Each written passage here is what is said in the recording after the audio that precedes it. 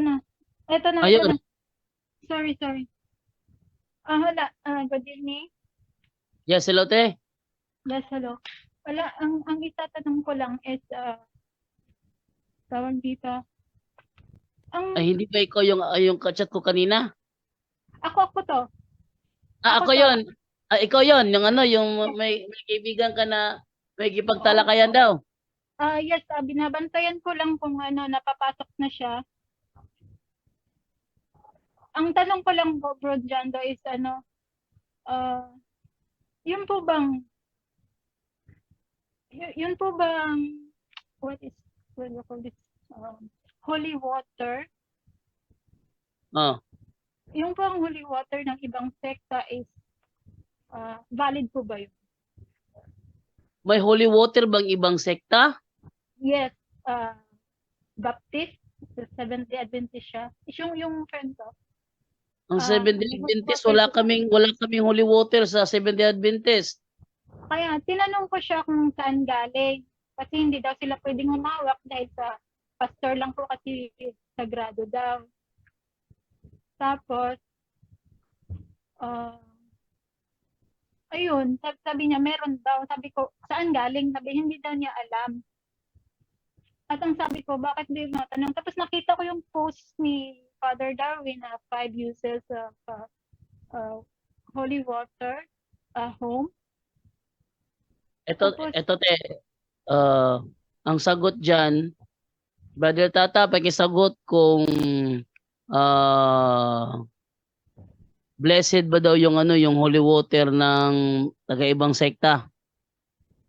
Yes, nagtaka po tayo, Brother Jando, dahil yung kadiskusyon natin noon pa, hanggang ngayon, yung ibang sekta ay hindi maniniwala sa holy water. Mm. Maliban na lang yung naposes na napilitan lang maniniwala. At saka biblical, ang pari lang may authority. Kung basahin natin numero 5:17, magkuha ang pari ng sagradong tubig o holy water. At sa Hebrews 7 para ay paglinis ng kasalanan. So ang ibang sikta walang mga sacramentals yun. Baka namili yun ng dahil ay hindi lang natin bengalanan doon dyan pa po sa San Lorenzo tuwing Black Saturday yung celebration natin sa apoy at sa tubig mag-bless ang pare. Yung isang nagdala siya ng isang tab. Ang laki ba? Para saan yun? May tindahan man siya ni-refill niya Brother Jondo at binibinta niya.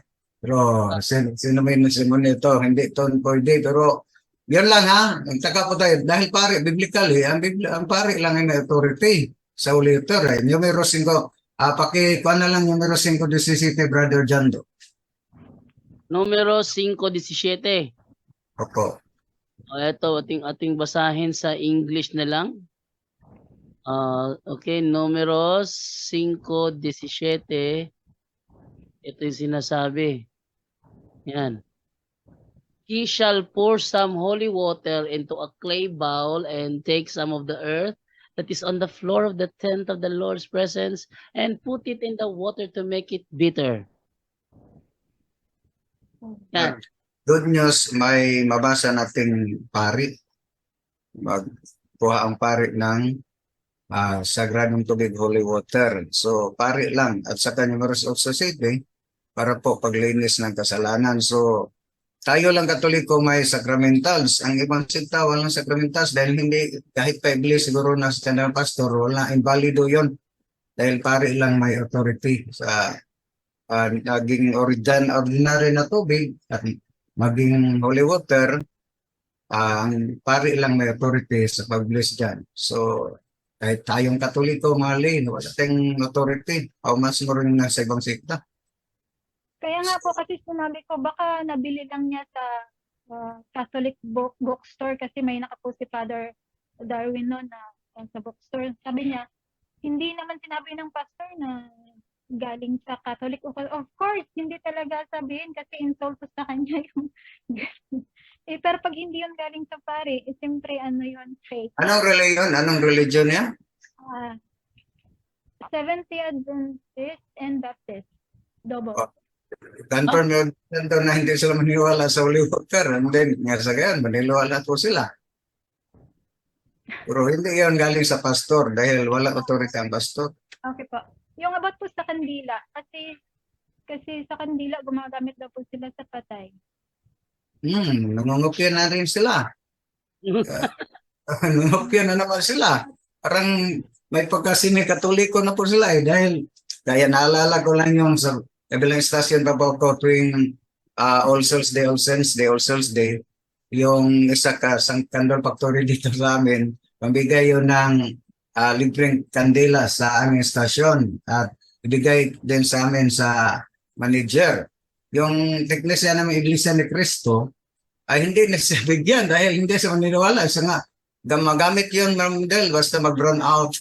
Mag-run out lang nila gamitin yung candle. Pero yung pag-sindi ng patay, katoliko lang yun, tradisyon natin yun, biblical, basa yun sa bahayag. Pero kung ganun, parang unti-unti nang kinukopya natin panampalataya, Brother Jando. Ha? Oh, pati yung SDA, Brother Jando, sa ibang, sa Central mismo, may mga larawan na sila. Yung kay Lyndon White, ha? Hindi yung mga offshoot, ang dami ng mga offshoot ng SDA. May mga nag-adapt na sila ng larawan. Sa primero, yung cross, in-adapt nila. Yun ang dahilan si Andrew Libot ay tumututol against si Andrew Libot sa cross. Pero ang kay Lyndon White ay adapt na sila ng cross. Sa ngayon ay nag-adapt na sila. Pati yung central nila. Nag-adapt na ng image na Mama Mary ni Jesus. So, unti-unti na lang kinokopya na nila. Sinunod ang ating doktrina, Brother Jando. So, ang tanong niya, Brother Tata, is blessed ba daw yung candle ng born again at saka yung kanilang holy water? Ay, hindi pa rin. Dahil yung authority sa publish, ang kaparialan natin. Diba? Okay. Nadala ko yung, kapati yung insert natin ng Brother Jando, ang gospel para bukas, Brother Jando. Medyo maganda para itong yung hindi maniwala sa magisterium. Kung basahin natin yung medyo nakarelate pa ako sa yung mga kapatid natin hindi na tumanggap sa deklarasyon ng CBCP about God died at saka yun, medyo maganda yung gospel natin bukas araw ng Sunday na ang yung hindi pala hindi sumunod sa mga magisterium ay sila maging parang hintil. Hindi na ituturing parang hintil yung gospel natin bukas. Yun, maganda yun iparinig sa mga hindi tumanggap sa katekism ng CBCP, Brother Jando. Para yun sa kanila yung gospel bukas. Brother Jando, Yes, Ate Edna. meron daw may nag-message. Meron din daw anointing of the sick ang Sabadista. Tsaka by the way, Brother Jando, pa-check ng YouTube, walang live daw.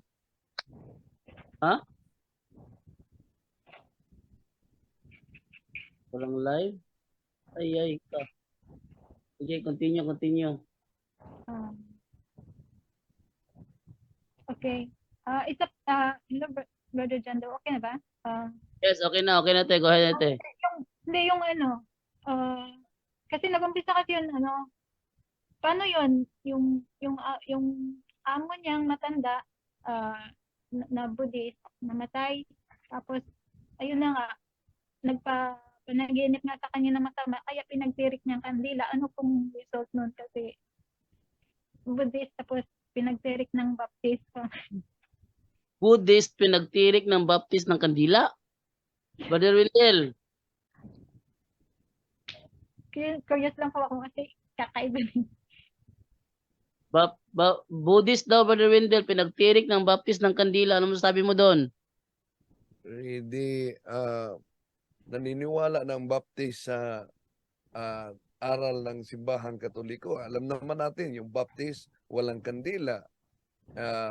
Wala din panalangin para sa may patay. So unti-unti may impluwensya na siya sa simbahang Katoliko dahil Katoliko lang ang magtirik ng kandila. Hindi lang sa pagtirik ng kandila ang pagpanalangin sa mga yumao natin. So kung yun ang ginawa, ay may na-impluwensya na siya sa simbahang Katoliko.